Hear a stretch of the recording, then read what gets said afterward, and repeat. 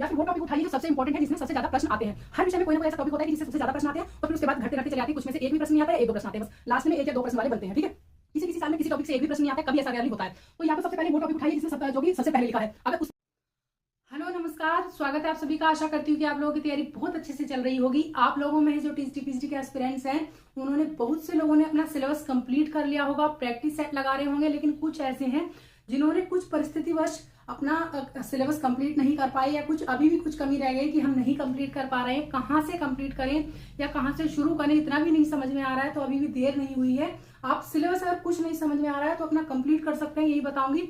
एक पहले मैंने इसकी वीडियो बनाई थी कि कहाँ से आपको अपना सिलेबस खत्म करना है, मतलब कैसे खत्म करना है, कैसे शुरू करना है।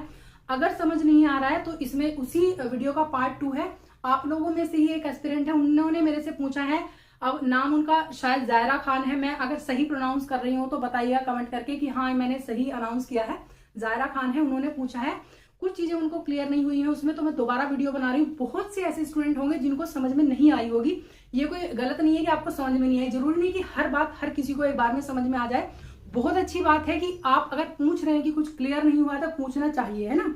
तो मैं इसीलिए पार्ट 2 बना रही हूँ। सभी के काम की वीडियो है। आपका कोई भी सब्जेक्ट है, आप अपने सब्जेक्ट से रिलेट कर लीजिएगा कि आपको अपना सिलेबस कैसे और कहाँ से कंप्लीट करना है। जब कुछ नहीं समझ में आ रहा तो मैं अपना तरीका आप लोगों को बता रही हूँ, जैसे मैं पढ़ती थी या पढ़ती हूँ अभी चीजों को, कि किस तरह से सिलेबस आप लोगों को कंप्लीट करना है। ये कोई नई बात नहीं कि समझ नहीं आ रहा है। हमें भी अपने टाइम में नहीं समझ में आती थी कुछ चीजें कि कैसे कंप्लीट करें, कहाँ से करें। तो वही ये वीडियो है, पार्ट 2 है उस वीडियो का, लेकिन आपकी एक स्पेशल डिमांड पे ये बनाई है वीडियो।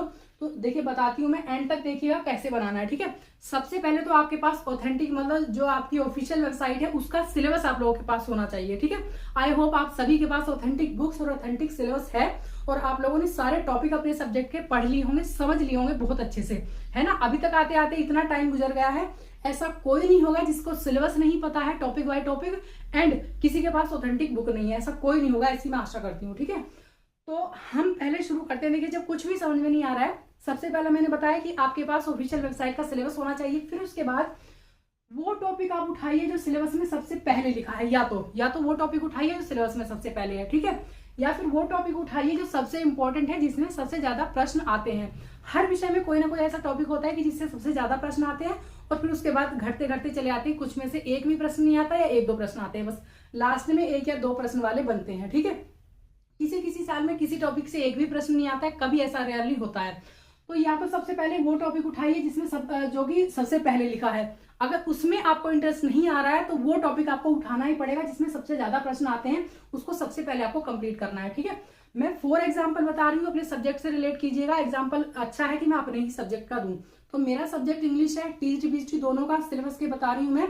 दोनों में ही ग्रामर सेम है, बस प्रश्न थोड़े से डिफरेंट आते हैं।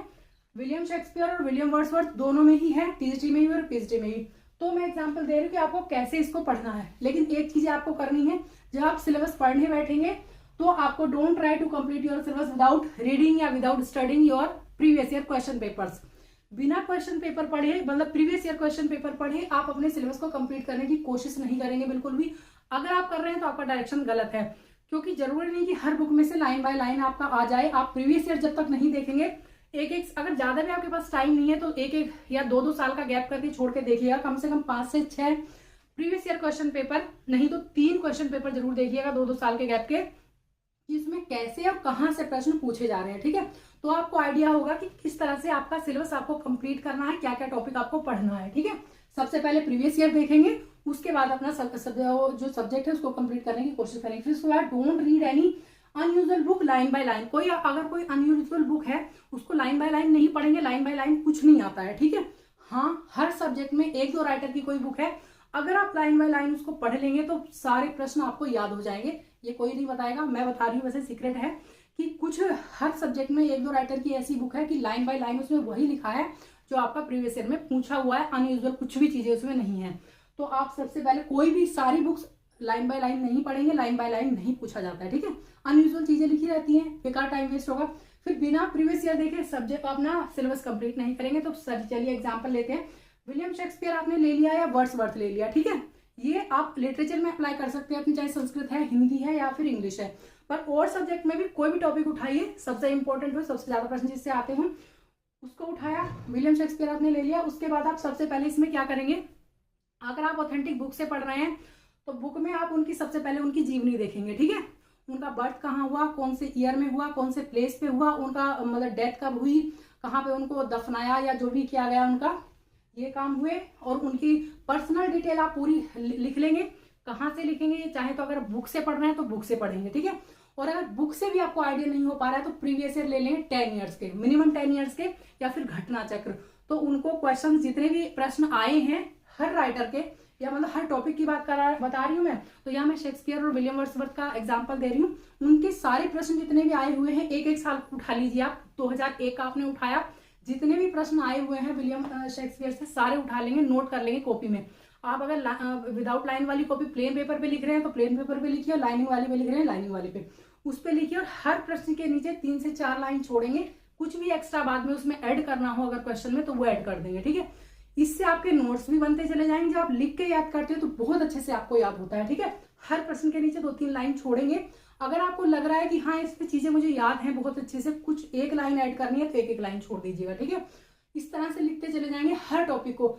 सबसे पहले उस टॉपिक को रखिए जिससे सबसे ज्यादा प्रश्न आते हैं, फिर उसके बाद उससे कम वाला। और इन चीज का आइडिया आपको होगा प्रीवियस ईयर से, जब आप प्रीवियस ईयर पढ़ लेंगे। अगर आपको नहीं समझ में आ रहा है प्रीवियस ईयर सारे, तो मेरे चैनल पे कुछ हैं प्रीवियस ईयर की वीडियोस, मैं उनकी अलग से प्लेलिस्ट बना दूंगी। आप देखिएगा कि कौन कौन सी ईयर में किससे प्रश्न पूछे गए हैं, ठीक है।